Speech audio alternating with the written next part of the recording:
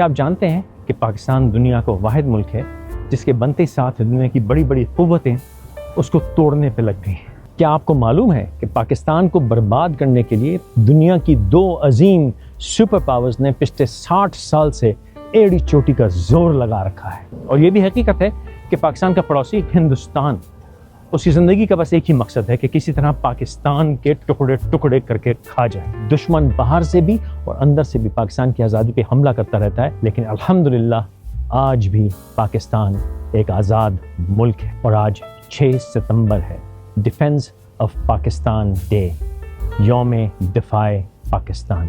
لوگ سمجھتے ہیں کہ 6 ستمبر صرف اور صرف 1965 میں ہونے والی ہندوستان سے جنگ کی یاد تازہ کرنے کے لیے ہے۔ ایسا بالکل نہیں ہے۔ 6 ستمبر وہ دن ہے جہاں ہر پاکستانی کو یہ سوچنا چاہیے، سمجھنا چاہیے کہ کن مشکلات کے باوجود، کتنے دشمنوں کے ہوتے ہوئے، کس محنت، کس قربانی اور کس جرت کے ساتھ آج بھی وہ ایک آزاد پاکستان کا آزاد شہری ہے۔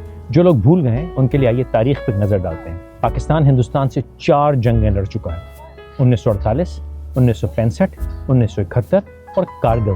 پاکستان ایک بار روس سے جنگ لڑ چکا ہے، اور یاد رکھیے وہ آج کا روس نہیں، اس زمانے کا روس تھا جب وہ دنیا کی سب سے بڑی فوجی قوت تھا، اور روس اکیلا نہیں تھا، اس کا افغانستان کی طاقت بھی شامل تھی۔ دونوں نے مل کے پاکستان پہ حملہ کیا اور پاکستان نے وہ جنگ بھی لڑی۔ ایک بار ہم افغانستان سے ڈائریکٹ جنگ لڑ چکے ہیں۔ اس کے علاوہ پاکستان اپنے مشرقی بارڈر، ہندوستان کا جو بارڈر ہے، اس پہ متواتر جنگ کی حالت میں، کیونکہ ہندوستان کی پوری کوشش ہے کسی طرح وہ پاکستان کو توڑ دے۔ اور ایک بار پھر افغانستان پاکستان کو جنگ کے لیے للکار رہا ہے، اور گاہے بگاہے ہم پہ حملہ کرتا رہتا ہے اور چھیڑ چھاڑ جاری ہے۔ اور میں یقین کے ساتھ کہہ سکتا ہوں کہ آپ میں سے شاید ہی کسی کو یہ معلوم ہو کہ اگر پاکستان چین کو راہداری دے دیتا ہے، جو کہ انشاءاللہ دے گا، جسے سی پیک کہتے ہیں، تو چین پاکستان، ایران، ترکی کے راستے، زمینی راستے سے ڈائریکٹ یورپ پہنچ سکتا ہے۔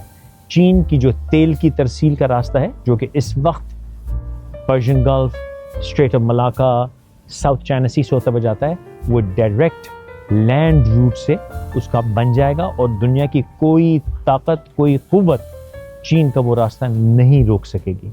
اور یہی وجہ ہے کہ مغربی قوتوں کی پوری کوشش رہتی ہے کہ پاکستان یا تو ٹوٹ جائے، اور اگر ٹوٹے نہ تو کمزور رہے۔ اس کے علاوہ بہت سے ممالک اس وقت پوری کوشش میں ہیں کہ کسی طرح پاکستان برباد ہو جائے۔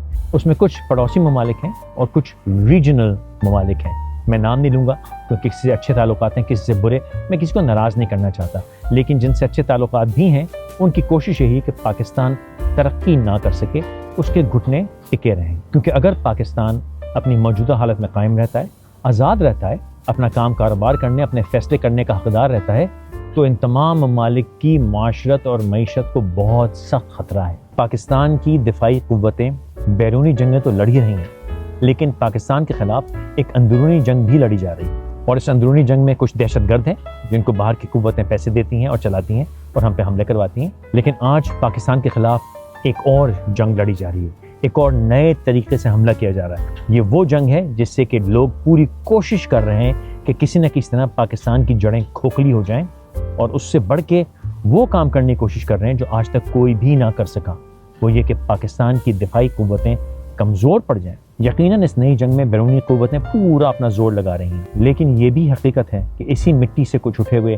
غدار اور حرام خور لوگ، جن کے گروہوں میں بیرونی ملک قوتوں نے اپنے ایجنٹ شامل کر دی ہیں، وہ بھی پاکستان کی دفاعی قوتوں کے اوپر حملہ آور ہیں۔ ان کی پوری کوشش یہ ہے کہ کسی طرح پاکستان کی دفاعی قوتیں بدنام ہو جائیں اور ان کے رینکس کے اندر توڑ پھوڑ ہو جائے، اور کسی طرح پاکستان کی دفاعی قوت ٹوٹ جائے تاکہ باہر سے حملہ کر کے پاکستان کو تباہ کیا جا سکے۔ اور 6 ستمبر کی یہی اہمیت ہے کہ ان تمام قوتوں کے حملوں کے باوجود الحمدللہ پاکستان آج بھی ایک آزاد ملک ہے، اور پاکستان میں رہنے والے پاکستانی آج بھی ایک آزاد ملک کے آزاد شہری ہیں۔ میں اور آپ آج بھی الحمدللہ آزاد ہیں، اور اس آزادی کی وجہ میری کوئی قربانی نہیں ہے، آپ کی کوئی قربانی نہیں ہے، اس کی قربانی انہی ماؤں کے جوانوں نے دی ہے، اپنی جانوں سے، اپنی محنت سے، جو ان دشمنوں کے خلاف لڑ رہے ہیں، جس میں ہماری ملٹری شامل ہے، ایئر فورس، نیوی، آرمی، اور ہاں ہماری انٹیلیجنس ایجنسی۔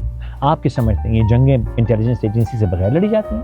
آپ کے سمجھتے ہیں کہ سائبر وارفیئر انٹیلیجنس ایجنسیز کے بغیر لڑی جاتی ہیں؟ آپ کے سمجھتے ہیں کہ اندرون ملک جو حملے کیے جاتے ہیں وہ انٹیلیجنس ایجنسی سے بغیر لڑی جاتی ہیں؟ تو اس بات کو سمجھیں اور مانیں کہ پاکستان دنیا کا واحد ملک ہے اور الحمدللہ اللہ کی قدرت سے ایک ایسا ملک ہے، اتنے دشمنوں کے ہوتے ہوئے بھی آج ہم آزاد ہیں الحمدللہ، اور انشاءاللہ آزاد بھی رہیں گے، قائم بھی رہیں گے، ترقی بھی کریں گے۔